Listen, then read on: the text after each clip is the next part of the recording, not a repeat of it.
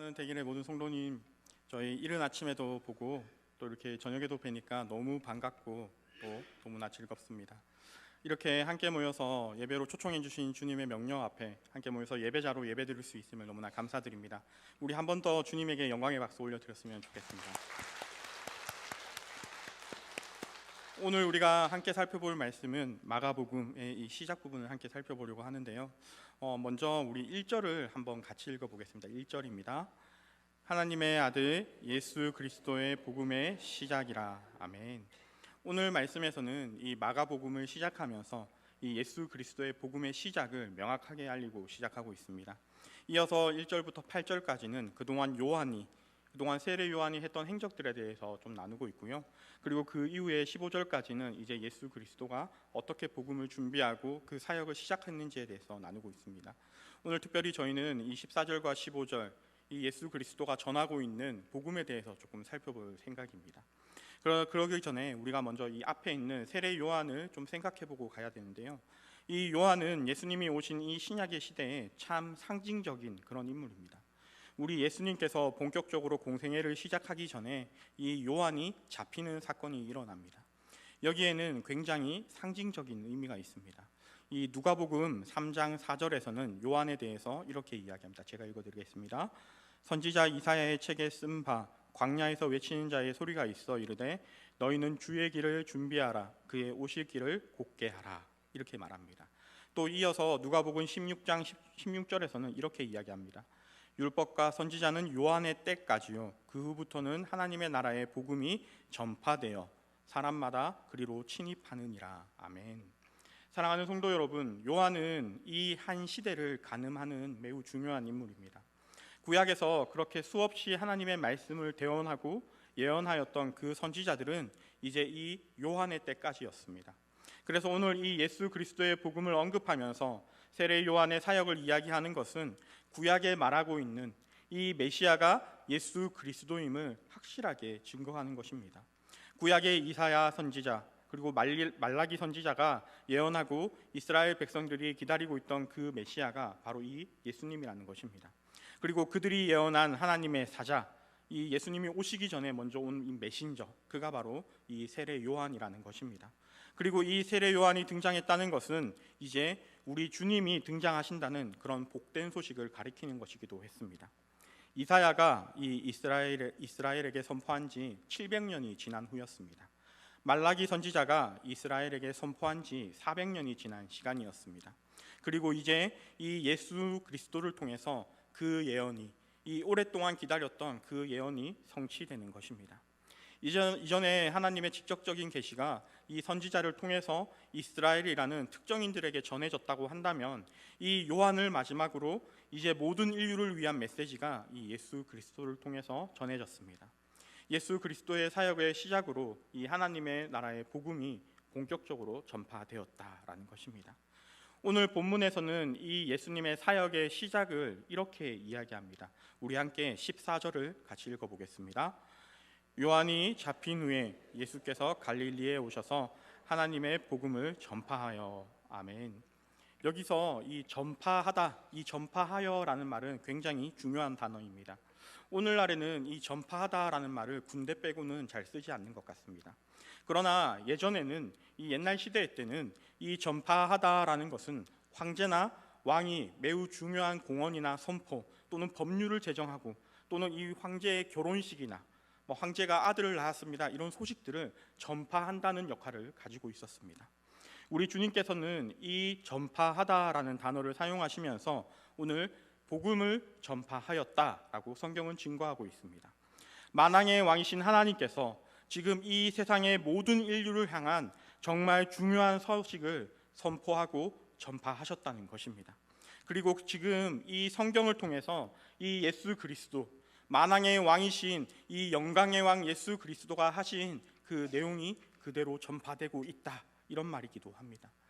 사랑하는 성도 여러분, 기독교와 복음은 절대로 사람들이 생각하는 것처럼 이 땅을 살아가는 사람들이 만들어낸 지혜를 모아놓은 책이 아닙니다. 왕이 선포하라고 하신 말씀을 선포하는 것이 이 기독교의 핵심입니다. 사람이 만들어낸 어떤 사상들이 아닙니다.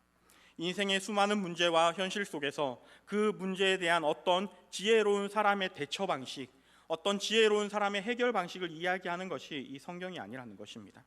기독교는 하나님께서 보시고 하나님께서 우리에게 대답해 주시고 하나님께서 우리에게 말씀해 주시는 것이 이 기독교입니다. 너희가 세상을 살아가면서 경험하는 수많은 즐거움과 아픔과 고민에 대한 나의 대답이고 나의 계획이고 나의 방법이다라는 것이 이 성경이라는 것입니다. 사랑하는 성도 여러분, 이 만왕의 왕이 선포하신 이 복음의 특징이 있습니다. 무엇이냐면 우리의 어떠함과 상관없이 이미 그렇게 될 것이다, 이미 그렇게 이루어진 왕의 명령이라는 것입니다. 왕이 명령을 향해서 왕이 어떤 명령을 선포하였는데 일개의 우리 성도들이, 일개의 이 서민들이 그것을 바라보며 왕이 한 말을 나는 따르지 않겠습니다 할 수 없다는 것이죠.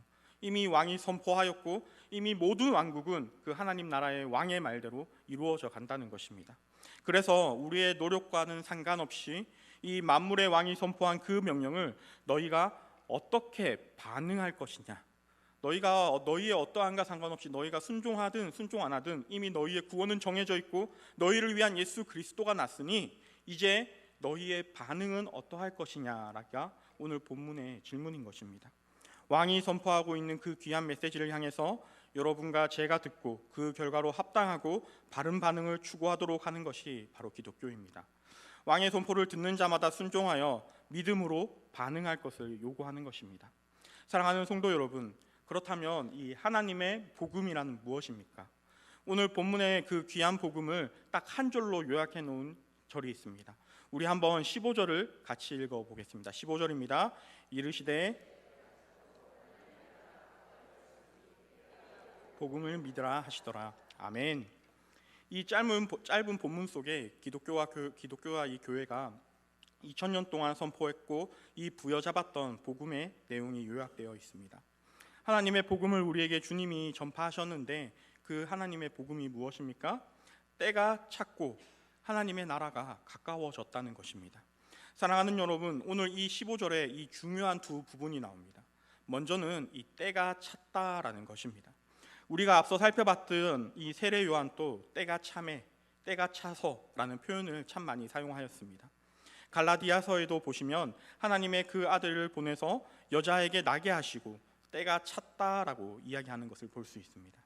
요한의 때가 있었고 그리고 그 요한의 때가 끝나는 이 시점에 이제 때가 되었다는 것입니다. 그 오래전 아담과 하와, 모세와 아브라함의 구약에서부터 이 수없이 약속해 주시고 예언해 주신 그 메시아, 이제 그 메시아가 우리에게 왔다는 것입니다. 오랜 기간 동안 준비되어 오고 있던 그 위대한 계획과 목적이 이제 드디어 성취될 때가 왔다는 것입니다. 더 이상은 이전 같지 않고 우리에게 새로운 시대가 열릴 그 때가 찾아왔다는 것입니다. 세상은 끊임없이 발전하고 있습니다. 그래서 사람들은 이 발전과 과학 문명에 대해서 그것들의 신화 속에서, 그 발전한 문명 속에서 그것들을 부여잡으며 살아갈 때가 있습니다. 비교할 수 없는 과학의 발전은 우리의 눈으로 직접 보았고 그 과학의 산물들이 실제로 존재한다는 것을 우리는 잘 알고 있습니다. 사랑하는 성도 여러분, 제가 보기에는 이렇게 생겼지만 드라마를 참 좋아하지 않습니다. 그래서 제가 TV에 어떤 것을 하는지 잘 모를 때가 있는데요. 요즘 우연히 TV를 보았는데 혹시 이 고려 거란 전쟁이라는, 잘 모르시는군요. 네, KBS에서 하고 있고 이 최수종이 또 강감찬은 장군으로 나오는 그런 드라마가 있습니다. 저는 이 최수종 씨가 나와서 참 재밌게 보고 있는데요. 거기에 보시면 이 최수종 씨가 근엄한 강감찬 장군을 굉장히 잘 연기합니다. 그래서 왕 앞에 가서도 직언을 하고 대신들도 자기보다 서열이 높지만 막 혼내고 그런 멋있는 장면이 나옵니다. 그런데 이 드라마의 핵심 중에 하나가 무엇이냐면, 그런데 이 최수종 씨가 집에 가면 이 아내에게 그렇게 잔소리 듣고 구박받고 타박받습니다. 밖에서는 근엄하게 이러고 있는 사람이 집에만 가면 혼난다는 것입니다. 그리고 이 집에서 이 아내에게 혼나면 어떻게 합니까? 우리 남편분들 아내에게 혼나면 어떻게 합니까? 삐집니다. 이 한 드라마에서 이 한 명의 위대한 인물을 조명하면서 그런 세부적인, 정말 가정에서 그럴 법한 그런 내용들을 담아 놓았다는 것입니다. 그런데 저는 이 드라마의 그 장면을 보면서 우리 집의 아내와 제가 생각났습니다. 무슨 말이냐면 여전히 그 잔소리와 그 남편을 긁는 그 잔소리가 이어진다는 것입니다. 무슨 뜻이냐면요, 옛날에 이 고려와 거란이 싸웠을 때 창과 방패 이런 것들로 싸우지 않았습니까? 그런데 지금은 수많은 기술이 발전해서 이 총과 신기술을 가지고 싸우는데도 여전히 아내의 잔소리는 없어지지 않는다는 것입니다. 요게 우리 중학생 친구가 있는데요, 미안하지만 우리 중학생 친구가 나중에 성인이 되어 결혼해서 가정을 이루면 그때는 그 잔소리가 없어질까요? 없어지지 않는다는 것입니다. 미래에도 그럴 것입니다. 동일하게 사랑하는 성도 여러분, 과학의 발전과 이 학문의 발전을 우리는 다 경험하여서 다 느끼고 있습니다. 그러나 여러분, 정말 놀라운 그런 발전들 속에서 저와 여러분 안에 있는 사람들 속에 있는 이 죄와 이기적인 본성과 악독함, 그리고 시기와 질투, 이 분노가 변화한 적이 있습니까? 정말 놀라운 시대를 살고 있지만 이 휴대폰 하나로 모든 것을 할 수 있는 그런 발전을 이룩한 이 놀라운 시대이지만 여전히 사람들의 삶 속에는 쉽지 않은 것들이 있다는 것입니다. 세상은 우리들에게 그런 놀라운 발전들을 보여주면서 이것 봐, 우리가 이제 이렇게 더 잘 살 수 있어, 우리가 더 나은 삶을 살 수 있어 라고 이야기합니다. 그러나 우리의 삶의 질은 그때나 지금이나 나아지지 않았다는 것입니다. 그리고 그런 이 세상 가운데, 그런 우리의 삶 가운데 주님께서 오셔서 지금 복음을 선포하십니다. 때가 찼다. 무슨 때가 찼습니까? 이 하나님의 나라가 가까워졌다는 것입니다. 사랑하는 성도 여러분, 사복음서에 보시면 하나님의 나라라는 단어가 무려 113번이나 등장합니다.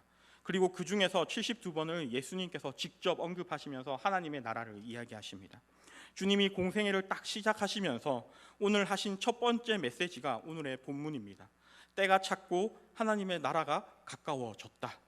이것은 세례 요한이 계속해서 던졌던 메시지이기도 하지만 주님이 하신 첫 번째 메시지이기도 합니다.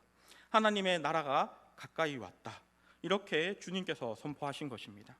이 문장을 이 한글로 번역하니까 하나님의 나라가 가깝다, 그러니까 이 대기교회 근처에 있는 그 정도의 예수님이 오셨다, 이 하나님의 나라가 왔다, 이렇게 느껴질 때가 있는데요, 사실 원어로 보게 되면은 손만 뻗으면 잡히는 그곳에, 정말 나의 옆에 가까이 다가왔다, 이런 뜻으로 쓰입니다. 사랑하는 성도 여러분, 우리는 인생을 살아가다 보면은 나의 모습을 보고 낙심하고 실망할 때가 종종 있습니다. 또 그러면 안 되는데 교회 속에서 다른 성도님들을 바라보면서 실망하거나 또 교회에 지치신, 또 교회에 바뀌지 않는 그 모습을 보고 지치신 성도님들도 계십니다. 또는 이웃들을 바라보면서 변하지 않는 자기 자신의 모습을 보면서 내가 성도이지만 고난이 있고 고통이 있고 또 슬픔이 여전히 있다는 그 사실 속에 좌절하시는 분들도 계십니다. 그런데 우리 주님께서 그런 성도들을 향해서, 그런 믿는 자들을 향해서 오늘 뭐라고 말씀하시냐면 하나님의 나라가 가까이 왔다라고 이야기하십니다. 하나님의 나라가 바로 우리 옆에 있다라고 말하시는 것입니다. 이 세상은 우리에게 세상의 지혜나 세상의 과학이나 눈부신 발전을 부여잡으면서 우리가 조금 더 나은 삶을 살아갈 것이다, 우리가 그런 것들을 추구하고 세상의 그런 문명과 세상의 물질을 추구하면 조금 더 나은 삶을 살아갈 것이다, 너희의 삶이 나아질 것이다 라고 끊임없이 이야기합니다. 그러나 성경은 과학과 문명의 발전이 우리의 삶을 나아지게 만들거나 우리를 행복하게 만든다라고 말하지 않습니다. 하나님의 말씀 속에서 이 하나님의 지혜가 그곳에 있고 하나님의 능력이 이 말씀 속에 있고 하나님의 방법이 그 말씀에 있는데, 그것이야말로 우리의 삶을 나아지게 할, 우리에게 영원한 기쁨을 주고 위로가 있는 하나님의 복음, 이 좋은 소식이라고 이야기하는 것입니다. 세상이 아무리 저와 여러분들을 낙심시키고 넘어뜨리고 아무리 우리가 우리 스스로에게 낙심하고 나에게 좌절하고, 그래도 사랑하는 성도 여러분, 하나님의 나라가 믿는 저와 여러분 옆에, 바로 옆에 있다는 사실을 기억하시기 바랍니다. 사랑하는 성도 여러분, 저는 보기에는 굉장히 둥글둥글하고 이렇게 순하게 생겼지만 사실 저는 굉장히 날카롭고 비판적인 사고를 가진 사람입니다. 그래서 이 신학교 학부 시절에 얼마나 많은 이 기존의 기라성 같은 목사님들, 저의 선배님들을 비판했는지 모릅니다. 세상에 넘어지고 세상과 타협하고 세습을 행하고 이 인격적인 문제를 드러내는 그 목사님들을 향해서 비판하고 손가락질하면서 목사님들이 그렇게 살면 안 됩니다 라고 말했던 것이 저희입니다. 그래서 그것도 교회에서도 동의를 했습니다. 주님께서 우리에게 분명히 이웃을 사랑하라, 내 이웃을 사랑하라 말씀하셨지만 주님의 그 명령이 제 안에서는 잘 안 되었습니다. 교회에 와서 아무것도 안 하고 뒤에 앉아서 졸고 있는 그런 친구들을 보면서 왜 교회 왔지? 왜 교회에 와서 저렇게 있는 걸까라는 생각을 많이 했기도 했습니다. 또한 교회에서 이 세상의 잣대를 들이대면서 이야기하는 어른 성도님들을 바라보면서 그런 얘기 하실 거면 교회 말고 밖에서 하시지, 왜 우리 주님의 교회 안에서 그런 말들을 하시는 걸까라면서 참 미워하고 참 마음속에서 이 사랑이 생기지 않은 것을 경험했습니다. 그런데 제가 이 신대원을 들어가고 사역을 준비하는 것 가운데 제 마음에 이런 마음이 들었습니다. 예수님께서 우리에게 명하신 명령은 하나님 사랑, 이웃 사랑, 이 딱 두 가지인데 내가 하나님 사랑은 어떻게든 할 수 있겠는데 이렇게 다른 사람을 사랑하지 못하는 내가 어떻게 사역을 할 수 있을까라는 생각이 저에게 밀려왔습니다.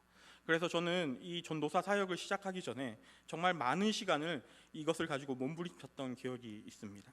나 같은 사람이 하나님을 사랑하라라고 가르쳐야 되고 하나님을 사랑하라라고 명령해야 되는 그 자리에 있어야 되는 사람이 그 명령 하나 온전히 지키지 못하고 내 마음속에 그 미워하는 마음을 숨기고 사역할 수 있을까? 무슨 사역을 하겠나 내가? 이런 생각에 많은 생각들로 이렇게 몸부림쳤던 기억이 있습니다. 근데 여러분, 사랑을 못해서 이 몸부림치고 있을 때 하나님께서 저에게 보여주신 것이 있습니다. 사람을 사랑하는 길이 어디에 있는가를 알려주신 것입니다. 저와 여러분은 어떤 자질이나 사랑이 많은 성품이 있어서 누가 봐도 저 사람은 사랑이 퐁퐁퐁 쏟아나는 그런 사람이어서 누가 봐도 낙심하지 않고 사람이 넘쳐나는 그런 존재들이 아닙니다. 여러분이나 저나 누군가를 사랑하는 일이 절대로 실패할 수밖에 없는, 누군가를 사랑하는 것에 있어서 절대로 실패할 수밖에 없는 그런 사람들입니다.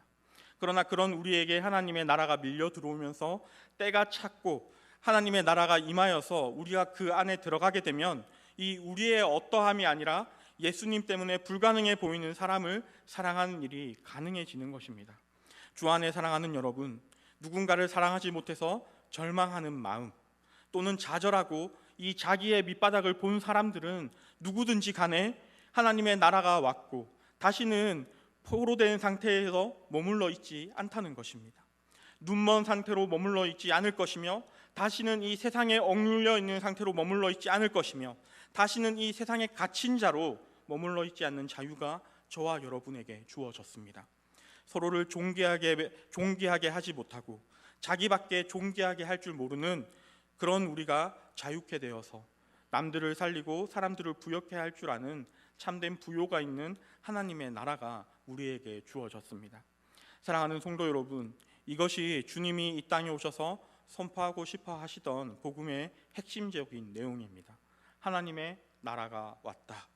바로 곁에 있어서 더 이상 여간 애를 써도 안 되는 우리의 삶에 이 눈물과 탄식과 좌절과 낙심과 멈추고 이 낙심을 멈추고 참된 기쁨과 회복과 자유를 주시는 이 하나님의 나라가 우리에게 주어진 것입니다. 이것이 우리 주님과 교회와 지난 시대의 모든 신실한 종들이 세상을 향해서 선포하고 싶어 했던 메시지의 핵심입니다. 하나님의 나라가 저와 여러분에게 왔습니다. 완성적으로 다 주어져 있는 것은 아니지만 더 이상 기다리지 않고 때가 충분히 차서 하나님의 나라가 겉으로 와 있고 가까이 왔다. 오늘 주님께서 그렇게 말씀하십니다. 사랑하는 성도 여러분, 저와 여러분에게 이 기독교는, 이 교회를 다닌다는 것은, 이 예수님을 믿는다는 것은 남들보다 더 잘 살고 남들보다 더 잘 되고 남들보다 다른 삶을 사는 도구일 뿐입니까?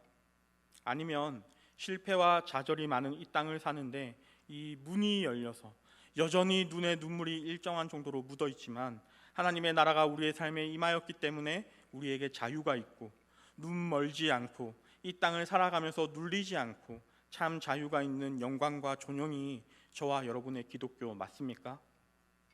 하나님의 나라가 우리의 삶에 임하였기 때문에 자유가 있습니다. 그렇기 때문에 우리가 하나님의 나라를 들어가게 될 때, 하나님의 나라에 속해서 살아가게 될 때 이 땅을 제대로 살아간다는 것입니다. 우리의 작은 도덕성과 윤리성을 가지고 세상을 바꾸어야만 하는 것이 아니라 우리의 곁에 있는 하나님의 나라를 경험하고 아는 것이 뭔지 보여야 저와 여러분이 이 땅을 정말 제대로 섬기게 되는 것입니다. 우리 사랑하는 대길의 모든 성도님들이 그 하나님의 나라를 아는 자로, 그곳에 속해서 살아가는 자로 이 땅을 살아가는 귀한 축복이 있길 소원합니다. 이어서 주님께서 하나님의 나라의 귀한 복음을 선포하시면서 사람들에게 어떤 반응과 기대를 촉구하시는 장면이 나옵니다. 우리 15절을 한 번만 더 같이 읽어보겠습니다. 15절입니다. 이르시되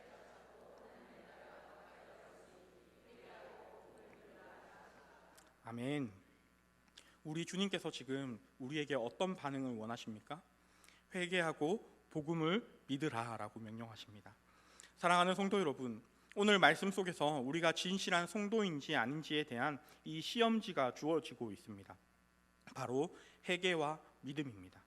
우리가 복음을 위해 어떤 도덕성이나 인격을 수양하고 세상적인 지위를 갖추어라, 그렇게 성경은 이야기하지 않습니다. 하나님의 나라는 아무 조건 없이 오직 그 예수 그리스도의 은혜로 우리에게 주어진 것입니다.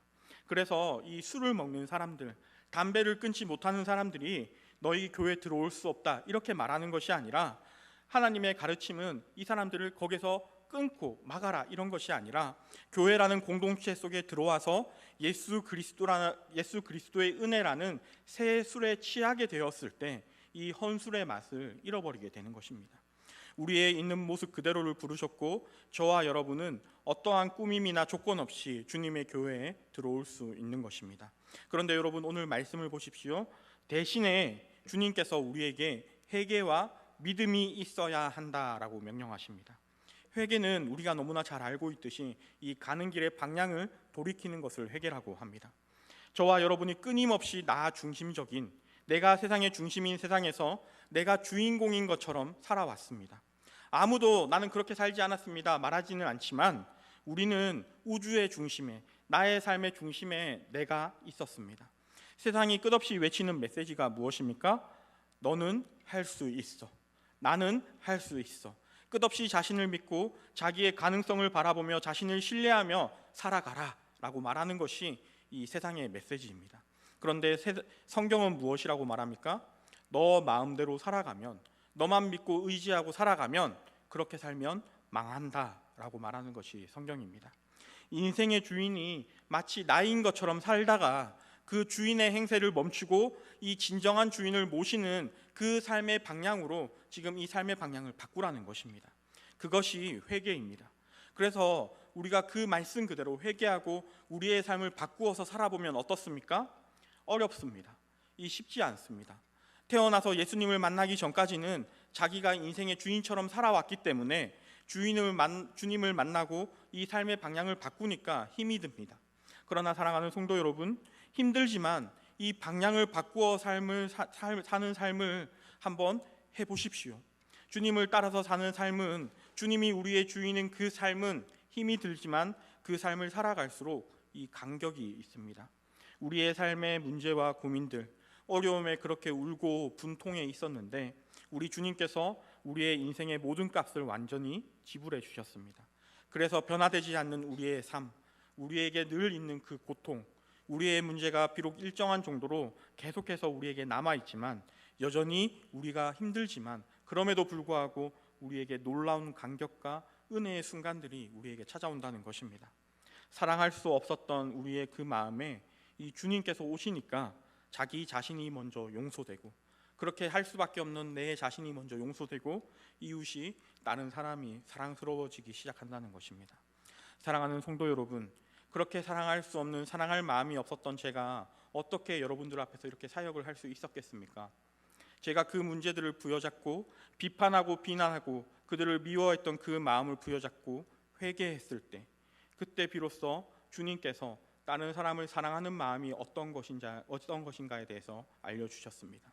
늘 불평하고 불만만 가득했던 나의 삶에서 주님께서 하나님의 나라를 허락해 주셨고, 내가 그것들을 통해서 은혜를 누렸을 때, 내가 주님 앞에 용서받았다는 그 사실이 나에게 다시 한번 각인되었을 때 동일하게 나의 삶에 변화가 있고 내가 그 주님의 나라를 맛보아 천국이라는 확신이 들었을 때, 나 말고 다른 사람에게도 주님께서 그렇게 역사하시겠구나 라는 마음이 생기기 시작했습니다.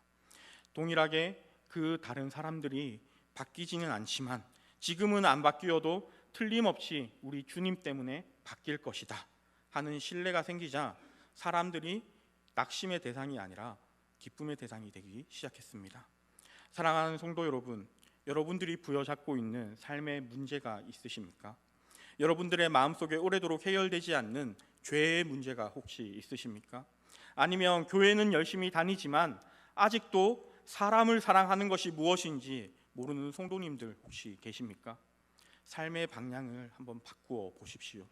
나의 삶에서 그 중심의 자리에 아직도 내가 앉아서 내가 판단하고 내가 결정하고 있다면 내가 노력하고 수고하면서 하나님 앞에 나의 삶의 주인을 주님으로 변경시키려고, 또 나의 삶의 방향을 내 삶의 주인이 주님이라는 것을 인정하며 나아가려고 그 삶의 방향을 바꾸어 보십시오.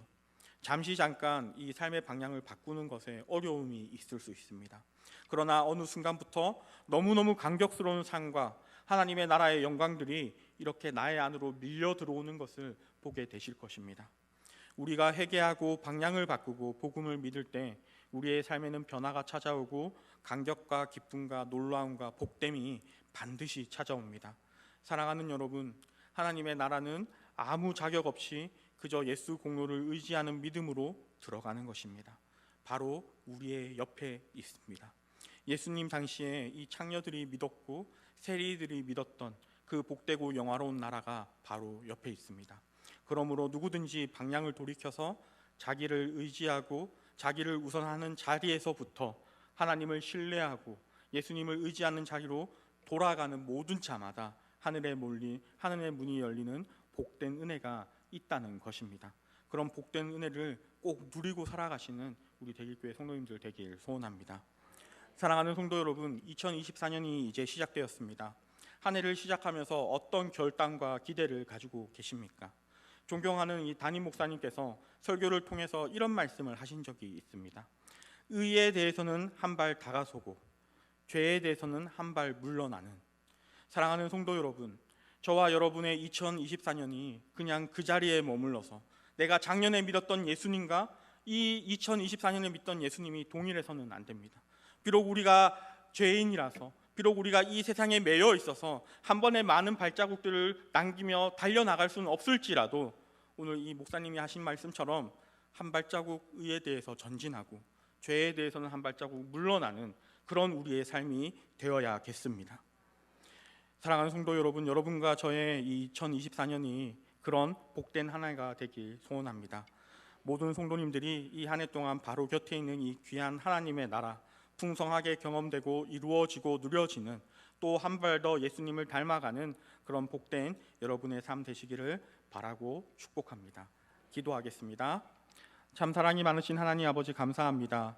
이 신년에 우리가 함께 모여서 다른 어떤 것도 아니라 하나님의 예배로, 하나님 앞에 예배자로 모여서 함께 예배드리게 하여 주심을 너무나 감사드리며, 아버지, 우리가 아무것도 없고 참 주님 앞에 내어 보일 것 아무것도 없는 사람들이지만 그럼에도 불구하고 우리를 사랑하여 주셔서 우리에게 의롭다 하여 주심에 너무나 감사드리며 오늘 또 함께 예배드렸습니다. 우리의 찬양과 우리의 기도와 우리의 아버지 모습들 주님께서 기뻐 받아주시고, 하나님, 우리가 한 해를 살아가면서 주님 앞에 하나님의 나라를 경험하는 자들로서 한 발자국 더 주님 앞에 다가갈 수 있도록 주님 함께하여 주십시오. 특별히 성령 하나님 우리와 함께하여 주셔서 우리 가운데 말씀을 기억나게 하여 주시고, 우리가 아버지 다른 곳로 가고자 할 때, 우리가 나의 마음대로 우리의 삶을 살아가고자 할 때 주님께서 이 말씀을 기억나게 하여 주셔서 주님의 나라로 이끌어 주시며 우리를 보호해 주시고 주님의 강한 팔로 우리를 이끌어 주십시오. 우리의 삶 가운데 주인 되어 주신 주님에게 영광 올려드리며 이 모든 것을 예수 그리스도의 이름으로 기도드렸습니다. 아멘.